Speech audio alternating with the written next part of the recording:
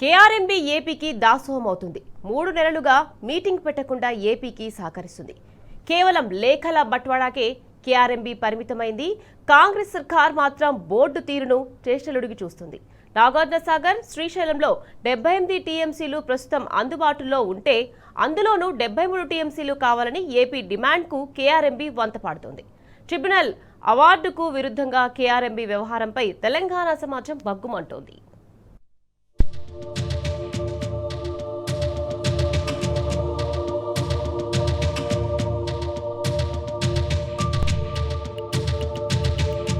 కృష్ణా జలాల విషయంలో కేఆర్ఎంబీ ఏకపక్ష వైఖరి విమర్శలకు తావిస్తోంది.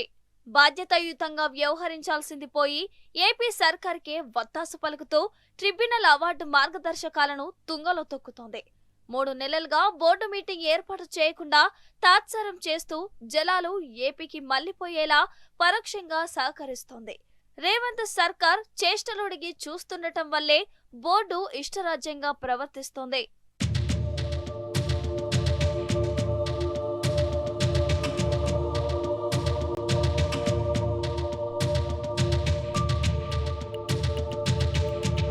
జనవరిలోనే మీటింగ్ ఏర్పాటు చేస్తామని స్వయంగా ప్రకటించిన బోర్డు ఎజెండా ఇండెంట్లను సమర్పించాలని డిసెంబర్ నెలలోనే ఇరు రాష్ట్రాలను కోరింది. కానీ ఇప్పటి వరకు ఊసెత్తలేదు. రిజర్వాయర్లలో జలాలను ఏపీ దర్జాగా తరలించుకుపోయేందుకే మీటింగ్ ఏర్పాటు చేయడం లేదని తెలిసిపోతోంది. ఇండెంట్లు, ఆర్డర్లు లేకుండా నీళ్లు తరలిపోతున్నా తెలంగాణ ఫిర్యాదు చేస్తున్న బోర్డు ఏమాత్రం పట్టించుకోకపోవడం ఇందుకు బలం చేకూర్చుతుంది. 3 నెలలుగా రాష్ట్రాల ఫిర్యాదు లేఖలను అటూ ఇటూ బట్వాడా చేసేందుకే బోర్డు పరిమితమైంది. బేసిన్ నుంచి మళ్లించిన ప్రతి చుక్కను సంబంధిత రాష్ట్ర కోటాలోనే వేయాలి. అవార్డు ఇంత స్పష్టంగా చెబుతున్నా బోర్డు మాత్రం ట్రిబ్యునల్కు విరుద్ధంగా వ్యవహరిస్తూ ఏపీ చెబుతున్న లెక్కలకే వంతపాడుతోంది.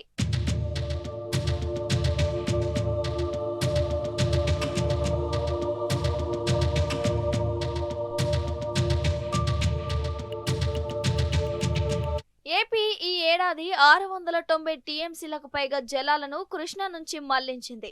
అందులో 215 టీఎంసీలను వరదల సమయంలో మళ్లించామని, వాటిని తమ వినియోగ కోటాలో చూపవద్దంటూ అసంబద్ధ వాదనలకు దిగుతోంది. ఇంకా నీటి కోట ఉందని దబాయిస్తోంది. దీనికి బోర్డు సైతం వత్తాసు పలుకుతోంది. ఏపీ నీటి మళ్లింపులను నిలువరించాల్సింది పోయి తిరిగి ఏపీ వాదనలపై అభిప్రాయాలను తెలిపాలని తెలంగాణను కోరడం బోర్డు అత్యుత్సాహానికి అద్దం పడుతోంది.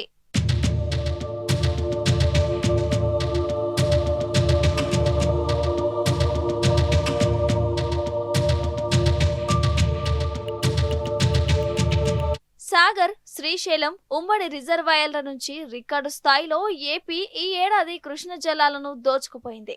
తీరా ఇప్పుడు ప్రస్తుతం ఉన్న జలాలు మొత్తం కావాలని డిమాండ్ చేయడం, అందుకు అనుమతివ్వాలా అంటూ బోర్డు అడగటం గమనార్హం. సాగర్లో ప్రస్తుతం 183 టీఎంసీలు ఉండగా 510 ఫీట్ల ఎండిడిఎల్ స్థాయిలో వినియోగానికి అందుబాటులో ఉండేవి కేవలం 52 టీఎంసీలు మాత్రమే.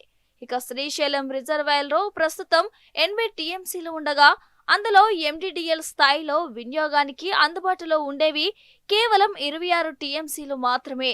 మొత్తంగా రిజర్వాయర్లలో కలిపి వినియోగానికి అందుబాటులో ఉన్నవే 78 టీఎంసీలు.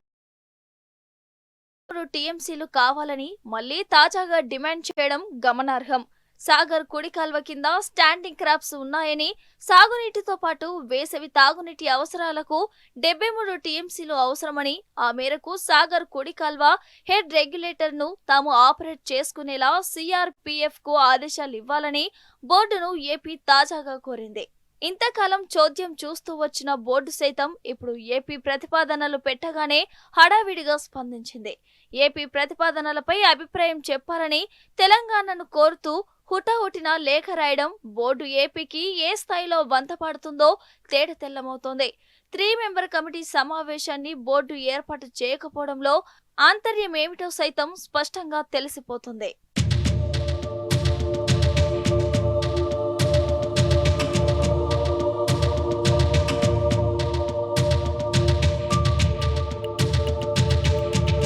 ఏపీ బరితెగింపునకు, బోర్డు వ్యవహార శైలికి చేవలేని తెలంగాణ కాంగ్రెస్ సర్కారే కారణమేనని ఇంజనీర్లు చెబుతుంటే గుట్టుగా ఏపీకి సహకరిస్తున్నదని నీటి రంగ నిపుణులు చెబుతున్నారు.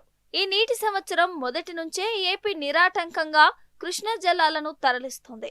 డిసెంబర్ నాటికే పోతిరెడ్డిపాడు ద్వారా దాదాపు 180 టీఎంసీలు మళ్లించింది. విషయాన్ని ఎప్పటికప్పుడు రాష్ట్ర ఇంజనీర్లు తెలంగాణ ప్రభుత్వ పెద్దల దృష్టికి తీసుకెళ్తున్నారు. పదుల సంఖ్యలో లేఖలు రాశారు. ఏపీని అడ్డుకోవాలని ఉన్నతాధికారులు సైతం నేరుగా బోర్డు చైర్మన్ను కలిసి ఫిర్యాదు చేశారు.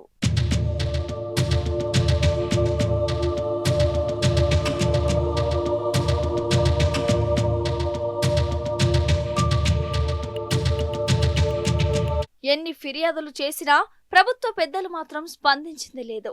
బోర్డును నిలదీసింది లేదు. 3 మెంబర్ కమిటీ సమావేశం ఏర్పాటు చేయకున్నా ఇదేమిటని రివర్ బోర్డును కాంగ్రెస్ సర్కార్ నిలదీయలేదంటే పరిస్థితిని అర్థం చేసుకోవచ్చు. ఏపీని అడ్డుకోవాలని బోర్డుపై తెలంగాణ సర్కార్ ఒత్తిడి తీసుకురాకపోవడం గమనార్హం. తెలంగాణ సర్కార్ వైఫల్యం కంటే ఏపీకి పరోక్షంగా సహకరించడం వల్లే ప్రస్తుతం ఈ పరిస్థితి నెలకొన్నదని ఇంజనీర్లు ఆగ్రహం వ్యక్తం చేస్తున్నారు.